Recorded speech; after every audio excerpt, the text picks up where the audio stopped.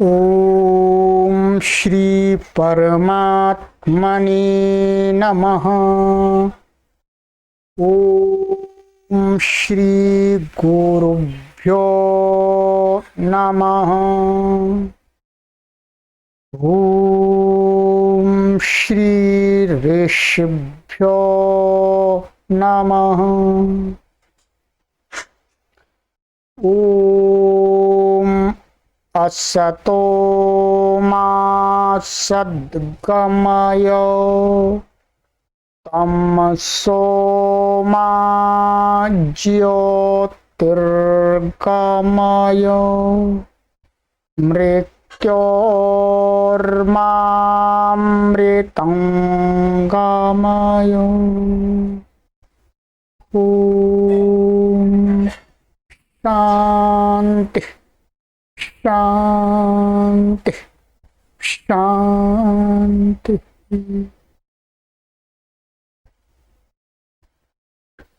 सर्वेभ्यो नमः। देववाणी संस्कृतम YouTube channel में आप सभी संस्कृत प्रेमियों का हार्दिक अभिनंदन है।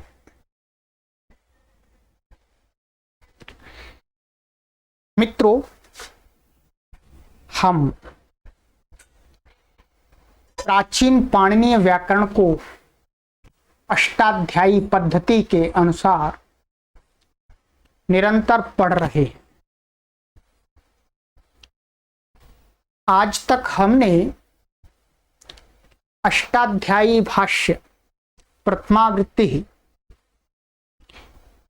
का एक अध्याय पूरा पढ़ लिया है और उसकी परीक्षा भी आपने दे दी है और उत्तर पत्रिका से मिलान भी कर लिया है। आपने अपने परिश्रम के अनुसार स्वयं ही अपनी प्रश्न पत्रिका को उत्तर पत्रिका से मिलान करके स्वयं ही निरीक्षक बन के अंकों को प्राप्त किया है। आप स्वयं इस बात का अनुमान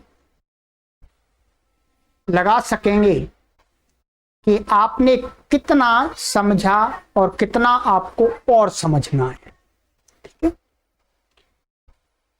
हमारा पूरा प्रथम अध्याय पूर्ण हो गया है। मित्रों,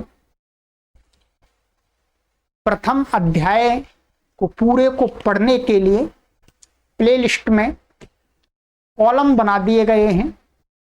अष्टाध्यायी भाष्य प्रथमावृत्ति ही नंबर 1, इसी प्रकार से नंबर 2, नंबर 3, नंबर 4, 4 कॉलम के अंदर प्लेलिस्ट में आपको संपूर्ण प्रथम अध्याय की पढ़ाई गई वीडियोज क्रमानुसार प्राप्त हो जाए।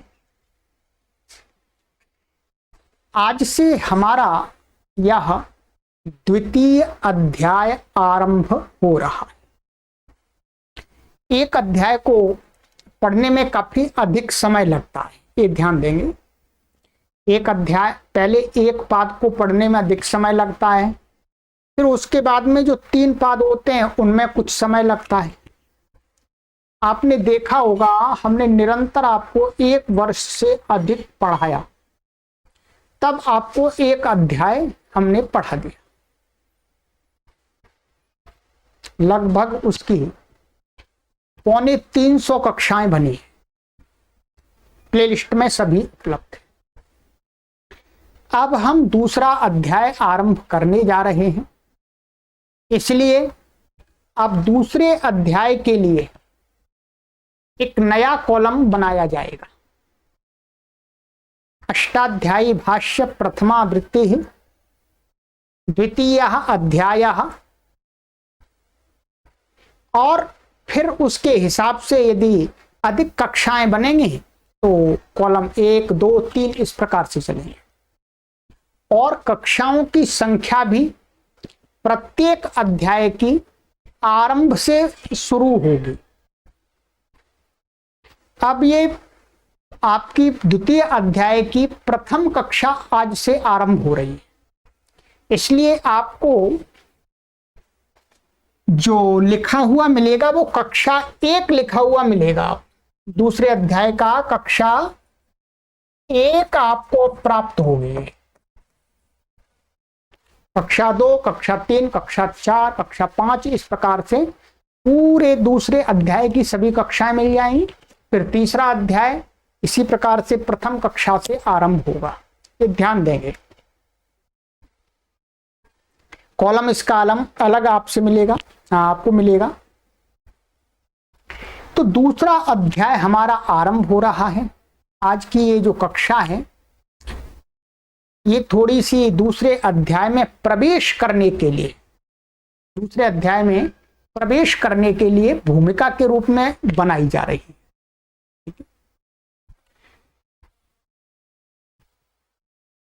इसके अंदर दूसरे अध्याय के अंदर ध्यान दीजिएगा, हम क्या पढ़ेंगे। ये लिखा हुआ है आपने, द्वितीय अध्याय प्रथम पाद, ठीक है।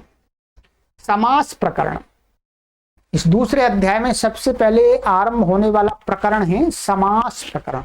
समास तो आप सभी जानते ही हैं, थोड़ा थोड़ा जानते हैं, परंतु इसमें आपको संपूर्ण समास पढ़ाया जाए, ठीक है।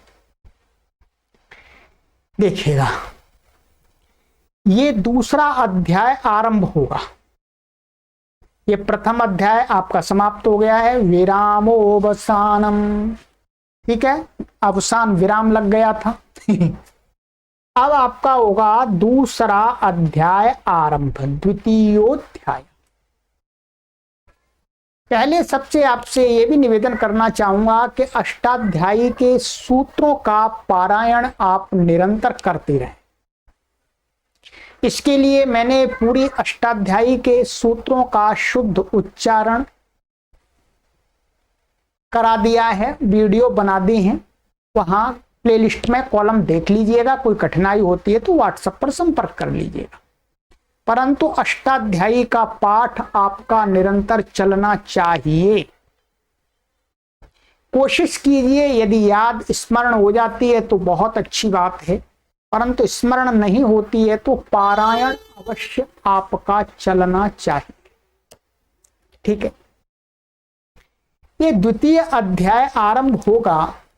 द्वितीय अध्याय के अंदर सबसे पहला जो प्रकरण है वो द्वितीय अध्याय के प्रथम पाद और ये है द्वितीय पाद, यहां तक ध्यान दीजिएगा। अष्टाध्यायी के द्वितीय अध्याय के प्रथम पाद तथा द्वितीय पाद के अंदर संपूर्ण समास प्रकरण को पढ़ाया गया है, ठीक है। संपूर्ण समास प्रकरण को पढ़ाया गया।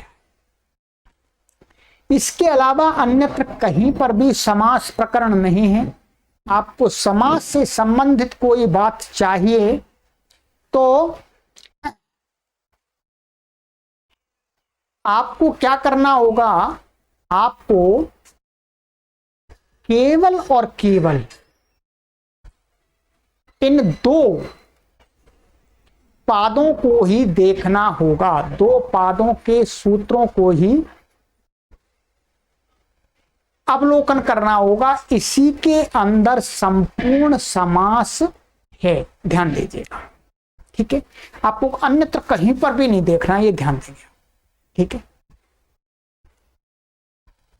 और इसके बाद इसमें जो तीसरा अध्याय है, जो तीसरा पाद है, उस तीसरे पाद में विभक्तियों का विधान है। क्या है मित्रों? विभक्तियों का विधान। प्रथमा विभक्ति कहाँ होती है, द्वितीया कहाँ होती है, तृतीया कहाँ होती है, चतुर्थी कहाँ होती है, पंचमी कहाँ होती है, षष्ठी कहाँ होती है, सप्तमी कहाँ होती है?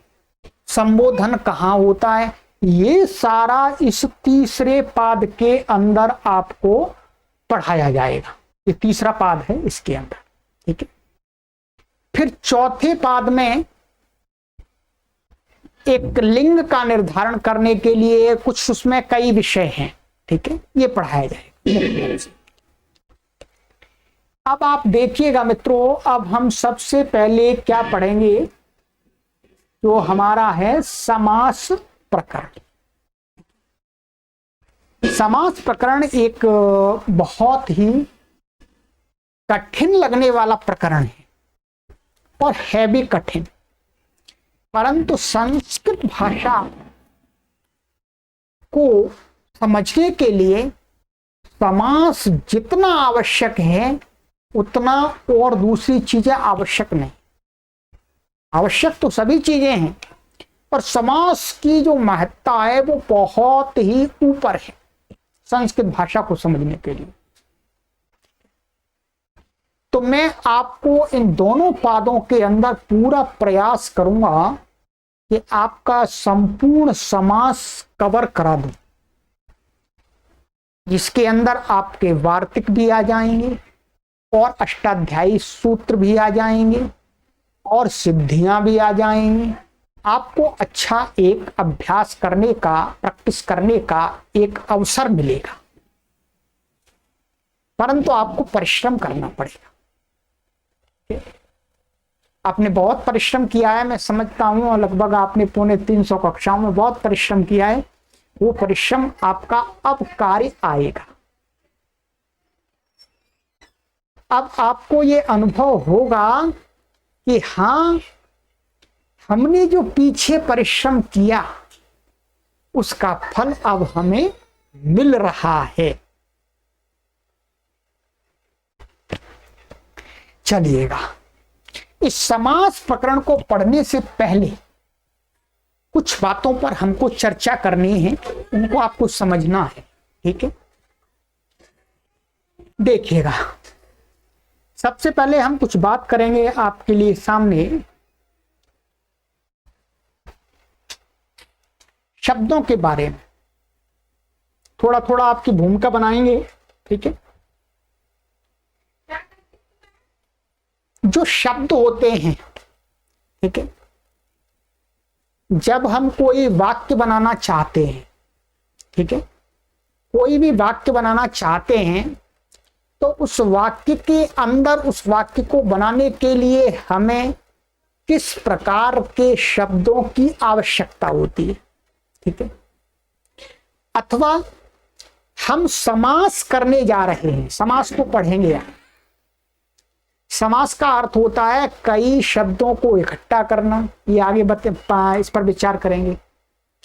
तो जिन शब्दों को हम इकट्ठा करेंगे वो किस प्रकार के शब्द होने चाहिए, ठीक है। मैं आपको प्रवेश करा रहा हूं क्योंकि बहुत प्रकरण थोड़ा कठिन प्रकरण है धीरे से आपको एंट्री कराऊंगा मैं, ठीक है। तो शब्दों का एक सामर्थ्य होता है, जैसे मेरा अपना सामर्थ्य है पढ़ाने का, आपका अपना सामर्थ्य है किसी कार्य को करने का अथवा पढ़ने का, पढ़ाने का, ठीक है। सबका अपना सामर्थ्य होता है। हर कोई पदार्थ अपने सामर्थ्य के अनुसार, अपनी एबिलिटी के अनुसार ही क्या है, इसी कार्य को करता है, चाहे जड़ पदार्थ हो चाहे हो चेतन पदार्थ। यहां हम शब्द शास्त्र को पढ़ रहे हैं और समास प्रकरण को पढ़ने जा रहे हैं। समास होता है शब्दों का, तो शब्दों के सामर्थ्य को थोड़ा सा आज समझते हैं।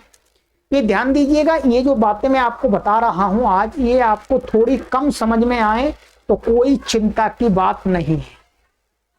ये मैं आपको आगे की बात बता रहा हूं, परंतु आगे की बात मुझे इसलिए बतानी पड़ रही है क्योंकि आपको समास प्रकरण मुझे समझाना है, ठीक है। तो यहां पर आप देखेंगे कि जो शब्द होते हैं, शब्द को हम पद भी बोलते हैं। पद आपको पता ही है, सुप्तिगंतम पदम, ठीक है। जो समर्थ पद होते हैं, समर्थ शब्द होते हैं, उनमें क्या होता है, 3 प्रकार की बातें होती हैं। एक आकांक्षा होनी चाहिए, योग्यता होनी चाहिए और आसक्ति होनी चाहिए। आप नोट भी कर सकते हैं, ये आपकी पुस्तक में प्रथमावृत्ति में नहीं होगा, ठीक है। देखिएगा, उसी शब्द का हम वाक्य में प्रयोग कर सकते हैं और उसी शब्द का हम समास कर सकते हैं जिन शब्दों के अंदर ये 3 प्रकार का सामर्थ्य हो, आकांक्षा, योग्यता, आसक्ति, ये 3 गुणों का होना आवश्यक है। ये बताएंगे कि शब्द की आकांक्षा क्या होती है, शब्द की योग्यता क्या होती है और शब्द की आसक्ति क्या होती है। ये आपको नई चीज है, मैं एक्स्ट्रा चीज बताने जा रहा हूं आपको।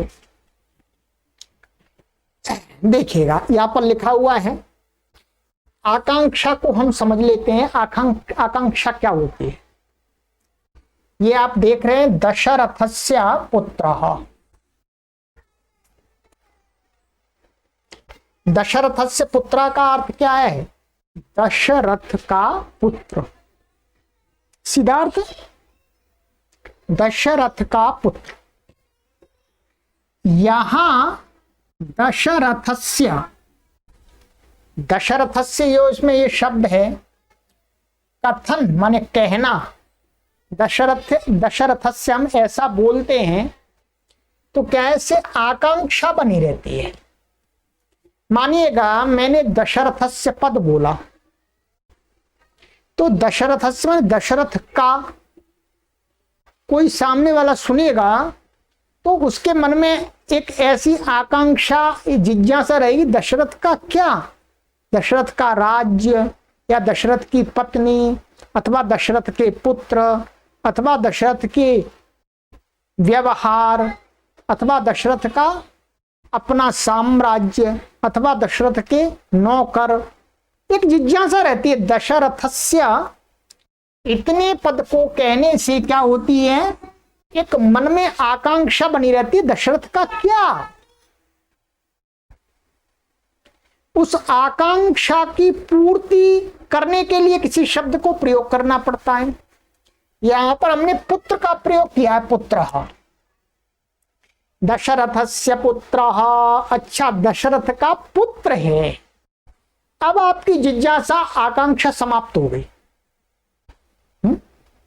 आकांक्षा, दशरथ से इतने कहने से जो एक आकांक्षा आपके अंदर पैदा हुई, जिज्ञासा के दशरथ का क्या, किसी ने पुत्रः ऐसा बोल दिया, दशरथस्य पुत्रः, तो पुत्रः शब्द से आपको शांत हो गए, ठीक है, ये दशरथ का पुत्र है। दशरथ की पत्नी नहीं है, राज्य नहीं है, उसके हाथी घोड़े नहीं है, नौकर नहीं है, दशरथ का पुत्र है। आकांक्षा बनी रहती है जिसकी पूर्ति पुत्रः पद के द्वारा होती है। इसी प्रकार पुत्रः कथन से भी आकांक्षा बनी रहती है। अब मैंने बोला कि पुत्रः, अब कोई सोचेगा पुत्र किसका पुत्र, मन में ऐसी जिज्ञासा रहेगी कि भाई मेरा अपना पुत्र या किसी का पुत्र। इस शब्द को भी आकांक्षा है। पुत्र बोलने से कुछ स्पष्ट नहीं होता कि किसका पुत्र। जो दशरथस्य पद के द्वारा शांत हो जाती है, हमने कह दिया दशरथस्य पुत्र, दशरथ का पुत्र है, अब तो पुत्र दशरथ का पुत्र है, पक्का हो गया, निश्चय हो गया। अतः इन दोनों पदों में सामर्थ्य कहा जाए। इन दोनों पदों में, दोनों पदों के प्रयोग करने से एक दूसरे पद के द्वारा जो श्रोता है उसकी आकांक्षा पूर्ण हो जाती है। ये जो आकांक्षा की पूर्ति करना ही क्या है, शब्दों का सामर्थ्य होता है। कुछ तो समझ में आया होगा आपको। आपको 10% भी ये बात समझ में आई तो आगे समझ में आ जाएगी पूरी 100%। ठीक है, तो ये प्रत्येक शब्दों में ऐसी आकांक्षा होती है। ठीक है, माने एक शब्द को किसी दूसरे शब्द की आकांक्षा होती है, ठीक है। तो यहां पर दशरथ को पुत्र की आकांक्षा है, पुत्र को दशरथ की आकांक्षा है, इसलिए ये आकांक्षा वाले पद हैं, इसलिए ये समर्थ पद इनको बोलते हैं। ये समर्थ हैं, ये किसी अर्थ को कहने में समर्थ है। ये एक आकांक्षा गुण होना चाहिए पदों के अंदर, शब्दों के अंदर। आइएगा दूसरा गुण देखिएगा,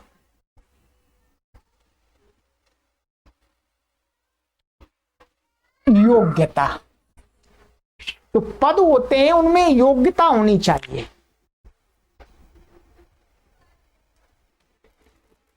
पदों में परस्पर मिलने की योग्यता को ही योग्यता कहा जाता है। अर्थात जैसे हमने कहा दशरथस्य पुत्रः, दशरथ का पुत्र हो सकता है, दशरथ किसी व्यक्ति का नाम है, उसकी संतान है, मनुष्य की संतान होती है। यदि मैं ऐसा बोलता कि गृहस्य पुत्रम, क्या बोलता है, गृहस्य पुत्रः, पुत्र कर लीजिएगा, घर का पुत्र। अब घर का पुत्र होता है क्या? घर का पुत्र नहीं होता, घर की संतति नहीं होती है, घर कोई संतान को उत्पन्न नहीं करता। इस शब्द के अंदर इसके साथ संबंध लगाने की योग्यता नहीं है, क्योंकि घर तो जड़ है। तो क्या है, योग्यता होना भी आवश्यक है। यहां पर उदाहरण दिया, जैसे यही योग्यता कही जाती है, यथा अग्निना सिंचती। क्या है, अब तो आप इतना तो पढ़ लिया, आराम से समझ में आ जाएगा। अग्निना सिंचती, अग्नि के द्वारा सींचा जाता है। सींचना, सींचना का अर्थ होता है पानी देना। अब अग्नि के द्वारा पानी दिया जा सकता है क्या? अग्नि के द्वारा जो वृक्षों का, लताओं का जो सिंचन होता है वो जल के द्वारा होता है, अग्नि के द्वारा नहीं होता है। तो अर्थात अग्नि शब्द का इस शब्द क्रिया के साथ में अर्थ संबंध करने की योग्यता नहीं है, क्योंकि अग्नि से सिंचन होता ही नहीं है। जैसे गृहस्थ पुत्र घर का पुत्र नहीं हो सकता है, वैसे ही अग्नि के द्वारा सिंचन नहीं हो सकता है। अर्थात अग्नि शब्द में सिंचन क्रिया की योग्यता नहीं है, इसलिए सिंचती के साथ में अग्निना इस पद का संबंध लगाना गलत है। ये वाक्य गलत है, ये शब्द यहां पर कैसा है, असमर्थ है। कैसा है, असमर्थ है। ये यहां पर क्या होता है, यहां पर हम इसकी जगह क्या कर देंगे, जलेना, जलेन सिंचती। ये शब्द इसके साथ में योग्यता रखता है, जल के द्वारा सिंचन क्रिया होती है। अर्थात अग्निना शब्द यहां पर अयोग्य है और जलेन शब्द यहां पर योग्य है।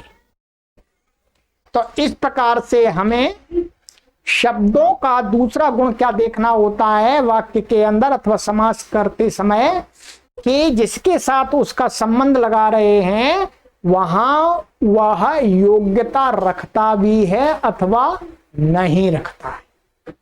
इस बात को भी हमें ध्यान में रखना होगा। दो बात स्पष्ट हुई, शब्द के दो सामर्थ्य हो गए, एक तो आकांक्षा की पूर्ति और दूसरा हो गया योग्यता। ठीक है, योग्यता मैंने शब्द की योग्यता क्या होती है वो बता दिया। सबकी अपनी अलग अलग योग्यता होती है। मेरी पढ़ाने की योग्यता है, मैं आपको व्याकरण पढ़ा सकता हूं, ठीक है, व्याकरण तो पढ़ा ही सकता हूं। अब देखिएगा, यहां का यहां अग्नि और सिंचन का कोई संबंध नहीं है, अतः दोनों पदों में योग्यता न होने से ये असंबद्ध कहे जाएंगे, इनका आपस में कोई संबंध ही नहीं है।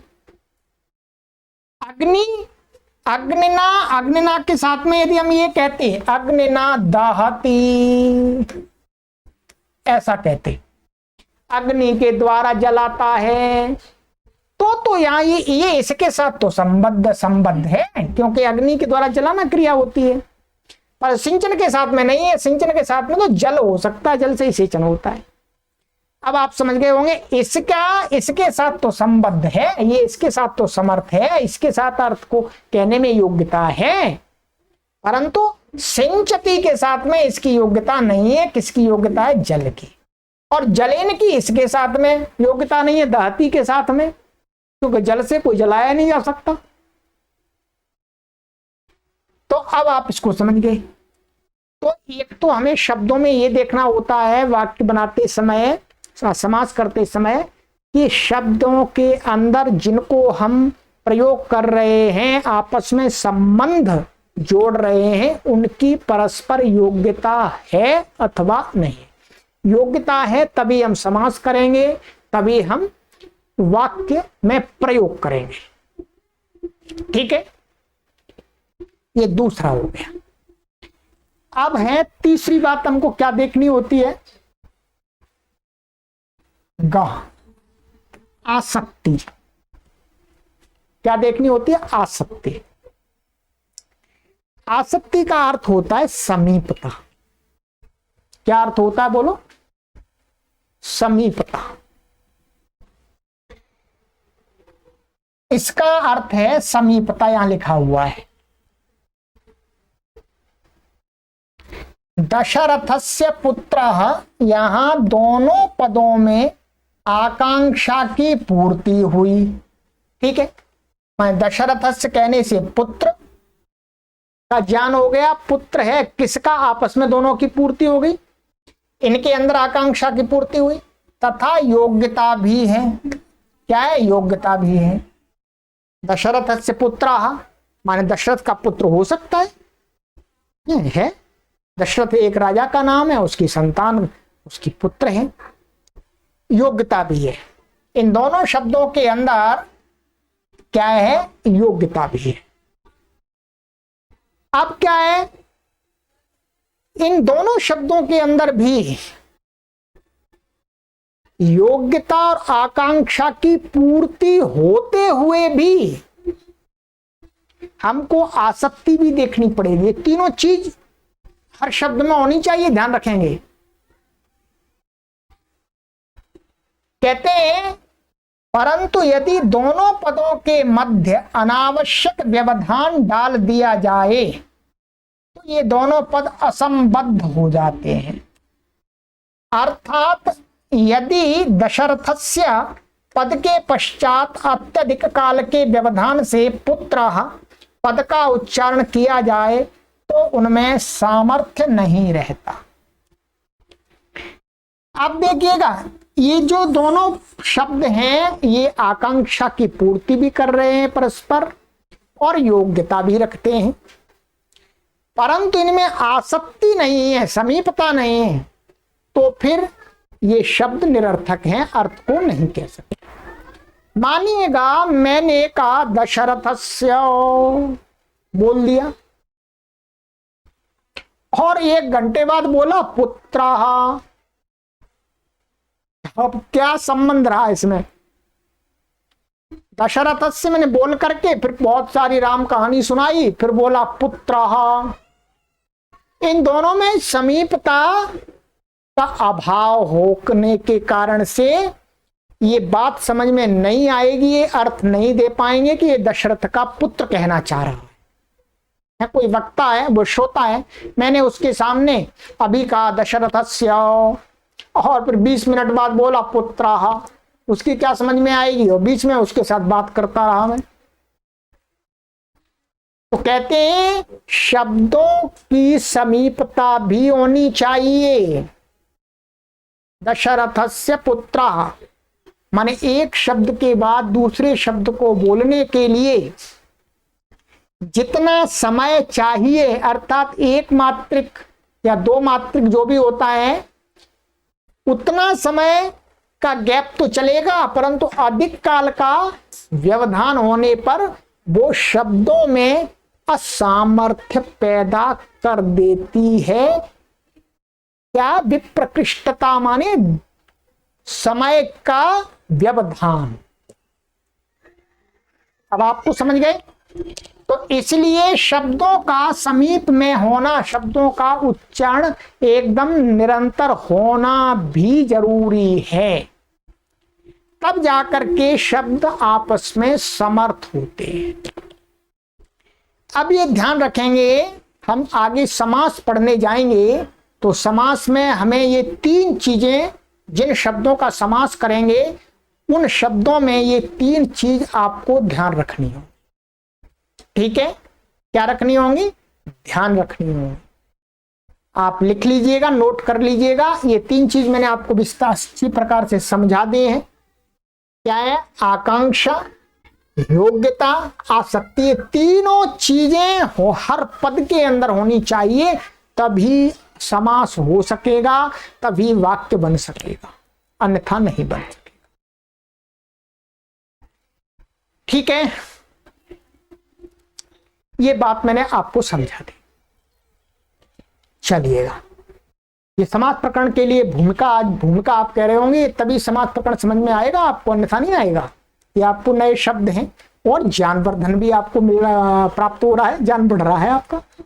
आपने आकांक्षा, योग्यता, आसक्ति, इनका अर्थ जान लिया अच्छी प्रकार से।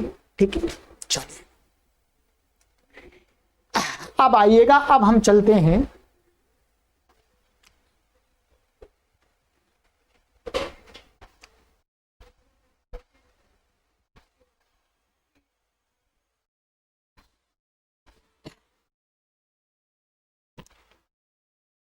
अब इस चीज को पढ़िएगा।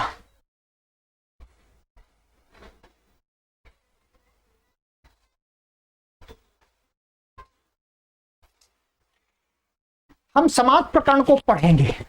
समास प्रकरण के लिए ये चीज बहुत जरूरी है। वैसे आपकी भूमिका बनी हुई है, पहले से आप जल्दी समझ जाएंगे आराम से, क्योंकि बहुत सारा मैंने पहले समास कराता रहा हूं आपको। ठीक है? इसलिए आप जल्दी समझ जाएंगे, फिर भी पढ़ लीजिएगा इस चीज को।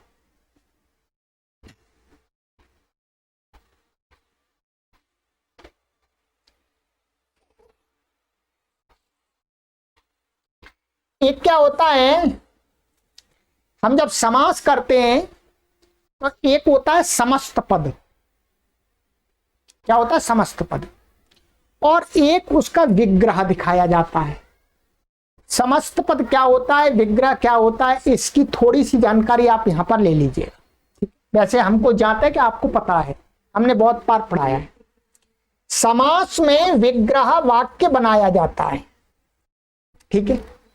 ये मैंने कई पुस्तक से लिया हुआ है, इसलिए आप इसको छोड़ेंगे। मैं जो समझाना चाहता हूं वो आपको समझना है। ठीक है? समास, जब समास होता है, समास करने के लिए हमें विग्रह करना होता है। समास आदि वृत्ति, वृत्ति माने समास आदि के अर्थ को कहने वाला जो समस्त पद होता है, उनके अर्थ का बोध कराने के लिए जो वाक्य अथवा पदावली होती है, पदावली होती है, उसे विग्रह कहते हैं। विग्रह समझ लीजिएगा आप आराम से। उदाहरण में जैसे जैसे राज्यः पुरुषः, यह राज पुरुष का विग्रह है। क्या है? एक राज पुरुषः ऐसा समस्त पद है, पहले भी आ चुका है। राज पुरुषः, ये समस्त पद है। जब इसका कोई आपको कहेगा इसका अर्थ क्या है, आप संस्कृत में बताइएगा, तो हमें विग्रह करना पड़ता है। क्या विग्रह करते हैं इसको, अर्थ को बताने के लिए, कि संस्कृत में राज्यः पुरुषः अर्थात राजा का पुरुष इसका अर्थ है। ये क्या हुआ? ये वाक्य, इसको वाक्य भी कह सकते हैं, पदावली भी कह सकते हैं, माने पदों की आवली, माने पंक्ति, पदों को अलग अलग करके पंक्ति में दिखाना। तो राज्यः पुरुषाः, ये राज पुरुषा का क्या हुआ, विग्रह। एक समस्त पद हम देखेंगे और एक देखेंगे विग्रह। ठीक है, विग्रह ये लड़ाई झगड़े वाला विग्रह नहीं है, वैसे तो लड़ाई झगड़े जैसा ही है, जब हम अलग अलग कर देते हैं किन्हीं को तो लड़ाई झगड़ा ही करा देते हैं। ठीक है, तो क्या राज्यः पुरुषः, यह राज पुरुष का विग्रह है, इसको विग्रह कहेंगे। इसी प्रकार से हम आगे व्यवहार करेंगे। ठीक है, इसी प्रकार पीतानि अंबराणि यस्य, यह पीतांबरः का विग्रह है। पीतांबर शब्द है, पीतांबरः दो शब्दों से बना हुआ है, पीत और अंबर। इसका अर्थ होता है पीले कपड़े वाला, कोई बाबा सन्यासी। ठीक है,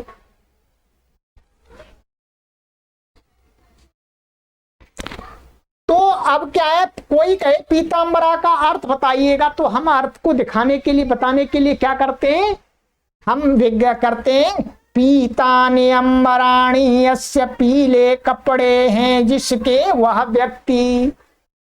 ये बहुब्रीहि समास है, सब पढ़ेंगे आगे समास। तो ये क्या है, विग्रह है, पीतांबर का विग्रह है, पीतांबर का। ठीक है, अब देखिएगा, अब आपको ध्यान रखना है, ये जो विग्रह होता है ये दो प्रकार का होता है। कितने प्रकार का होता है, दो प्रकार का। विग्रह भी दो प्रकार के होते हैं। एक विग्रह होता है लौकिक विग्रह और दूसरा होता है अलौकिक विग्रह। ये आपको ध्यान रखना पड़ेगा, काफी पहले बताया, फिर अब आपको पूरी तरह से समझ लेना है। एक होता है लौकिक विग्रह, एक होता है अलौकिक विग्रह। हम व्याकरण में पढ़ते समय दोनों प्रकार के विग्रहों का प्रयोग करते हैं, और लौकिक बोलचाल में, माने व्यावहारिक रूप में, भाषा में केवल हम एक प्रकार का ही विग्रह प्रयोग करते हैं। कौन सा, लौकिक विग्रह। परंतु व्याकरण पढ़ते समय हम दोनों प्रकार के विग्रहों का उपयोग करते हैं, सहारा लेते हैं। ठीक है, ये वाला अलौकिक विग्रह, ये क्या है, ये हम अपने व्यवहार की भाषा में प्रयोग नहीं करते, ये पढ़ते और पढ़ाते समय ही करना होता है। और ये वाला हम लोक में व्यवहार में भी कर सकते हैं। हम ऐसे कह सकते हैं, राज्यः पुरुषः गच्छति, कह सकते हैं। ये कौन सा विग्रह, ये लौकिक विग्रह। इसलिए अलौकिक विग्रह अभी आपको बताएंगे। अलौकिक विग्रह को आप अपने व्यवहार में लोगों के साथ में प्रयोग नहीं कर सकते हैं। ये गुरु शिष्य परंपरा में पढ़ाते समय प्रयोग करना होता है, बताना होता है, समझाना होता है। लोक में प्रयुक्त होने वाला विग्रह लौकिक विग्रह है, इसलिए लौकिक बोलते हैं उसको। लोक में भी प्रयोग कर सकते हैं। जैसे राज्यः पुरुषः कहने से राजा का आदमी, यह अर्थ लोक का सामान्य आदमी कर लेता है। सामान्य आदमी अर्थात थोड़ी बहुत संस्कृत जानने वाला, संस्कृत नहीं जानता वो कहां से कर लेगा। राजा पुरुष ऐसा कहते हैं तो आदमी सामने वाला समझ जाता है कि राजा का पुरुष है, ये कहना चाह रहा है। ठीक है, और अलौकिक विग्रह केवल व्याकरण की प्रक्रिया के लिए होता है, अर्थात व्याकरण पढ़ाने के लिए, समझाने के लिए अलौकिक विग्रह करते हैं। लोक में मत कर देना इसको, नहीं तो अपने मित्र के साथ में आप इसका प्रयोग करने लगे तो दिक्कत आ जाएगी, परेशानी आ जाएगी। देखिएगा अलौकिक विग्रह कैसा होता है, आगे हम खूब करेंगे। जैसे ये राज्यः पुरुषः, ये षष्ठ्यंत पद है, एक षष्ठी व्यक्ति एक वचनांत है, तो हम इसको कैसे दिखाएंगे, मूल शब्द दिखाएंगे राजन, और षष्ठी विभक्ति का जो प्रत्यय ङस उसको दिखाएंगे। ऐसे ही पुरुष, ये प्रथमा व्यक्ति एक वचनांत है, इसका मूल शब्द क्या है? पुरुष है। और प्रथमा व्यक्ति एक वचन में क्या आता है? सु आता है।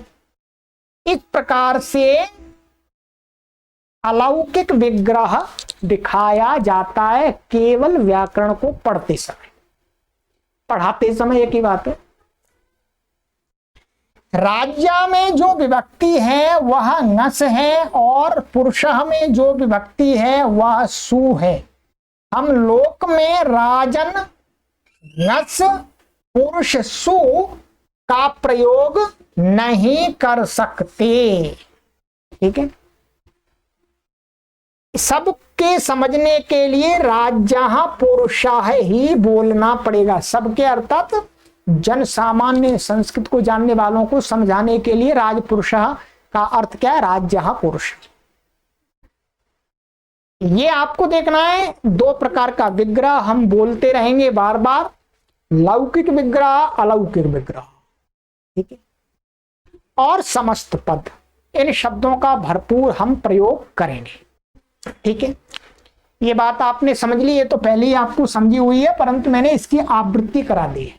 ठीक, जब भी हम कभी बोलेंगे लौकिक विग्रह तो आपको इस प्रकार से समझना है, जब भी हम बोलेंगे अलौकिक विग्रह तो आपको इस प्रकार से समझना। ठीक है, इधर उधर नहीं करना है, नहीं तो परेशानी खड़ी हो जाएगी फिर। चलिएगा, ये आपका क्लियर हो गया। ठीक है, अब आ जाइएगा। अब थोड़ी सी बात और कर लेते हैं, फिर हम आगे की कक्षा में।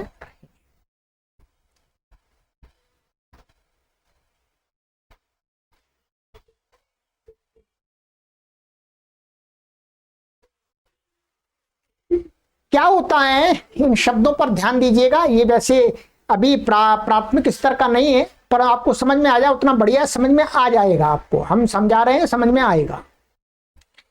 एक होता है जो सामर्थ्य, दो प्रकार का होता है। ठीक है, माने सामर्थ्य एक समस्त पद का सामर्थ्य होता है और एक वाक्य का सामर्थ्य होता है। दो प्रकार का होता है, माने वाक्यों में प्रयुक्त पदों का सामर्थ्य और समास होने के बाद में उन पदों के जो प्रयोग किए गए समास में उनका सामर्थ्य, एबिलिटी। वो तो सामर्थ्य हैं ही आपके तीन, वो तो प्रत्येक शब्द में चाहिए आपको। कौन से? आकांक्षा, योग्यता, आसक्ति। ये दो प्रकार के सामर्थ्य और हैं।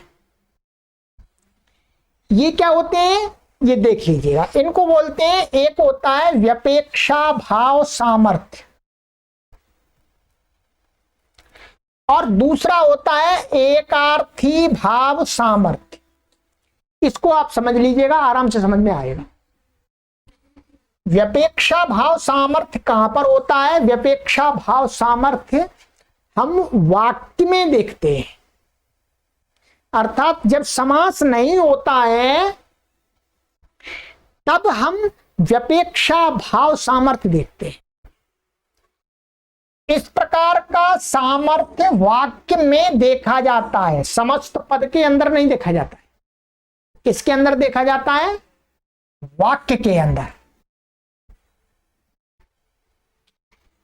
जैसे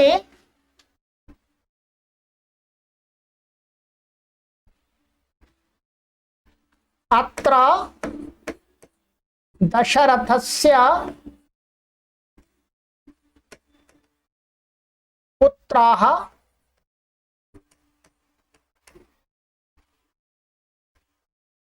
अस्ति। यहां पर दशरथ का पुत्र है। इन शब्दों में ये क्या है? वाक्य में प्रयोग हुए हैं व्यपेक्षा। व्यपेक्षा माने एक दूसरे की अपेक्षा, विशेष रूप से। देखिएगा, इस अर्थ को बताने के लिए कि दशरथ का पुत्र यहां है, इस अर्थ को बताने के लिए कि दशरथ का पुत्र यहां है, इसके लिए क्या है? अत्र शब्द की और दशरथ शब्द की, पुत्र शब्द की अस्ति। इनको परस्पर आपस में अपेक्षा है। यदि हम अत्र का प्रयोग नहीं करेंगे तो यहां दशरथ का पुत्र है, ये अर्थ का भाव द्योतित नहीं होगा। दशरथ का पुत्र यहां है, इस बात को कहने के लिए हमें अत्र शब्द का भी प्रयोग करना है। दशरथ का भी, दशरथस्य का भी पुत्र और अस्ति सबका करना है। ये मानिएगा, इसको इसकी आवश्यकता अपेक्षा है, इसको इसकी, और इन दोनों को इसकी, और इन दोनों को इसकी। चारों पद आपस में क्या है, एक दूसरे की अपेक्षा रखते हैं, तब जाकर के पूरे अर्थ को कहने में समर्थ हैं। इस प्रकार की वाक्य में पद परस्पर अपेक्षा रखा करते हैं, एक दूसरे को कहने के साथ प्रयोग करने की उनकी इच्छा होती है। अतः वहां व्यपेक्षा भाव सामर्थ्य होता है। ये ध्यान रखेंगे, व्यपेक्षा भाव सामर्थ्य आप समझ गए होंगे, ये वाक्य के अंदर देखा जाता है। ठीक है,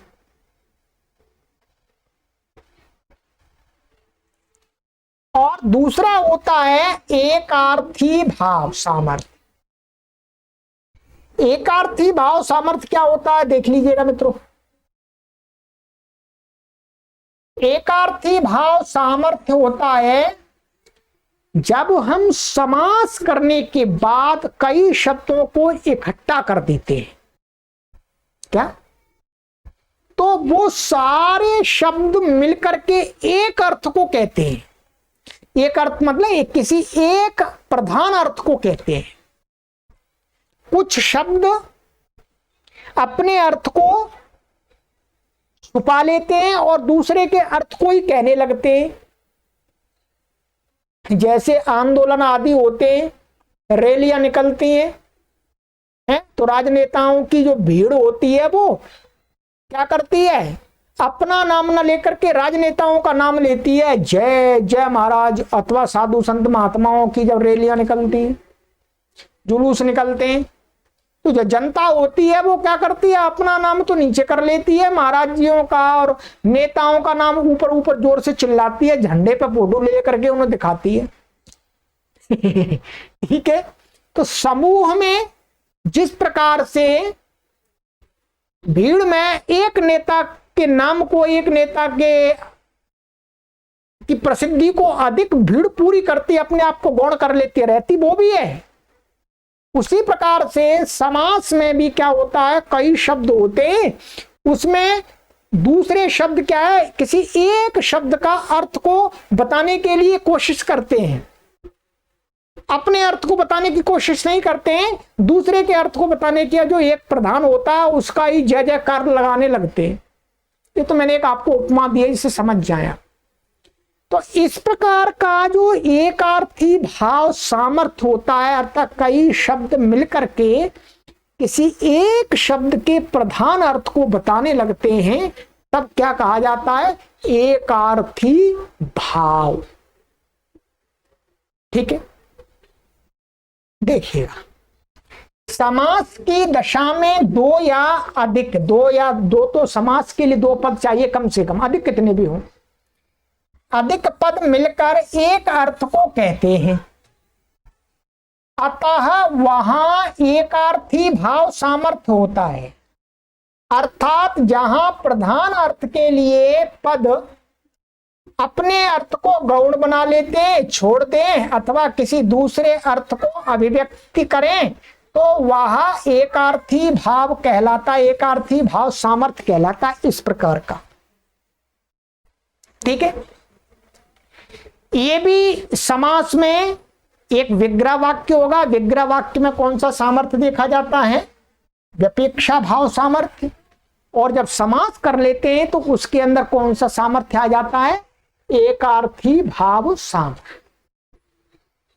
बस आज जो मैंने आपको ये बातें बताई हैं, ये बातें आपको यदि 20% भी समझ में आ गए हैं, 20,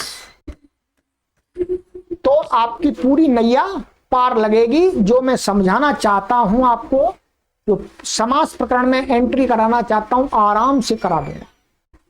20% यदि जिसको भी समझ में आ गया, उसकी समास प्रकरण में एंट्री हो जाएगी। जिनको नहीं समझ में आया 20%, उनसे मैं निवेदन करूंगा कि आप इस वीडियो को 2 से 3 बार सुने, पॉइंटों को नोट करें, फिर आपको ये 20 से 30 नहीं, आपको 50% समझ में आ जाएगी। ठीक है, अब ये जो मैंने आपको आज बातें बतानी थी वो बता दी हैं। अब अगली कक्षा में हम पढ़ना आरंभ कर देंगे मित्रों। ये हमारा सूत्र है। ठीक है, ये अष्टाध्यायी के क्रम में, अष्टाध्यायी में देख लीजिएगा कौन सा सूत्र है। प्रथमः द्वितीयोऽध्यायः प्रथमः पादः समर्थः पद विधि। ठीक है, ये पढ़े, ये बात विशेष सूत्र है ये। ठीक है, थोड़ा सा आपको बुद्धि पर जोर लगाना पड़े तो घबराना नहीं है, ये लगे रहना। मैं आपको यही प्रेरणा देता हूं, यही मोटिवेशन करता हूं कि आपको छोड़ना नहीं है। मेरा साथ पकड़ लिया है तो मैं आपकी नैया पार लगा के ही छोड़ूंगा। अब आपने मेरे को ही छोड़ दिया तो फिर मैं आपकी नैया पार कहां से लगाऊंगा, है?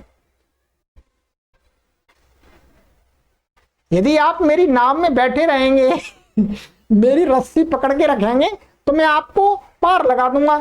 अब आपने मेरी नाव से ही उतर गए और मेरी रस्सी छोड़ दी, फिर कैसे मुश्किल है। तो मेरी जो नाव है उसमें बैठे रहिएगा, मैंने जो रस्सी आपको पकड़ाई है उसको पकड़ के रखिएगा और मैं आपको 100% गारंटी देता हूं कि आपकी व्याकरण की पूरी नैया पार लगा दूंगा।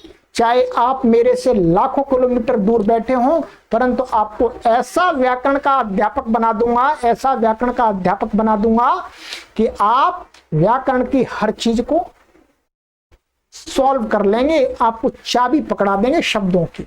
ठीक है, चलिएगा। अब जो मैंने आज की कक्षा में मेहनत की है वो मेहनत मेरी आपको इस सूत्र में काम आएगी और मुझे भी समझाने में, पढ़ाने में सहायता देगी। ठीक है, चलिएगा, आगे की कक्षा में मिलते हैं मित्रों। और प्रयास कीजिएगा कि अधिक से अधिक, देखिएगा व्याकरण का ये कार्य है, व्याकरण की ये कक्षा है, सामान्य कक्षा नहीं है, और वो भी प्राथमिक स्तर के व्याकरण की है। अभी तो आपको मैं काशिका पढ़ाऊंगा, महाभाष्य पढ़ाऊंगा, वो प्रौढ़ लेवल के व्याकरण के ग्रंथ हैं, परंतु पहले मैं आपको तैयार कर दूं 2 से 2 साल के अंदर, 2.5 साल के अंदर, फिर आपको प्रौढ़ ग्रंथ पढ़ाएंगे। चलिएगा, आप सभी पवित्र आत्माओं को प्रणाम करते हुए कक्षा को विराम देते हैं। सर्वेभ्यो नमः।